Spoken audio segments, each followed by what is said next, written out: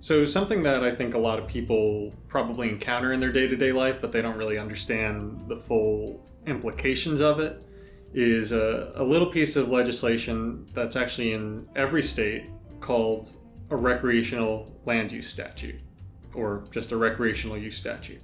Every state has one of these, and each one has its own separate quirks, but essentially what this statute says is that anybody who holds land open for use by the public for recreation, jogging, fishing, biking, is absolutely immune from lawsuit if that person gets injured on that land.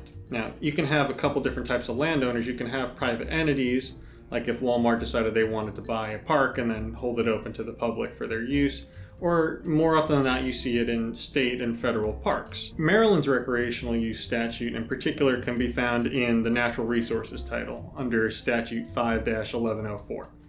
And that states that, except as specifically recognized and is provided in Section 5-1106 of this subtitle, an owner of land who either directly or indirectly invites or permits without charge persons to use the property for any recreational or educational purpose, or to cut firewood for personal use, does not, under this subtitle, 1. Extend any assurance to the public that the premises are safe for any purpose. 2. Confer upon the person the legal status of invitee or licensee to whom a duty of care would otherwise be owed. And 3. Assume responsibility or incur liability as a result of any injury to that person or property caused by an act of omission on the part of the landowner. So what exactly does that mean?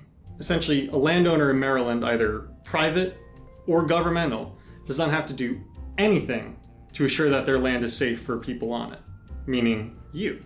They can be as negligent as they want. They don't need to fix uprooted trees. They don't need to fix cobblestone pathways. If you're on it and they don't charge for it, they're absolutely immune from suit. So with the Maryland statute specifically, there's 2, perhaps 3 exceptions or wrinkles to this scheme. One I've kind of already hinted at, and it's why I keep saying without charging, is if any landowner charges you to be on their land, they lose this immunity, absolutely. You can sue them. They're no longer protected under the statute. The second is for willful or wanton / gross negligent acts. That's a lot easier said than done. Gross negligence is a very, very high standard, especially here in the state of Maryland. You need to have a landowner that's placing booby traps, essentially. That's how hard it is to overcome that exception to it. So 2 pretty ironclad exceptions. 1, if they're not charging you, they're immune. And 2, if they're not doing this willfully, wantonly, and grossly, you're out of luck. So what does this mean for you? It means that when you're on public land, you need to be vigilant, careful, and diligent in what you're doing. Watch where you're going, because if you get hurt, more likely than not, you're gonna be out of luck.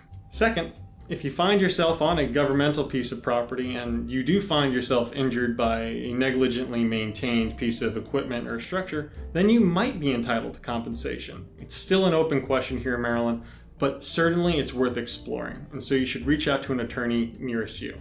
The last thing that's important to remember is, because we're in Maryland, one of only a handful of states that still maintains the doctrine of contributory negligence, if you're found even 1% at fault for your injuries, you could be completely barred in recovering. So those 3 things are probably the most important to remember when you're out in public, but most importantly, stay safe.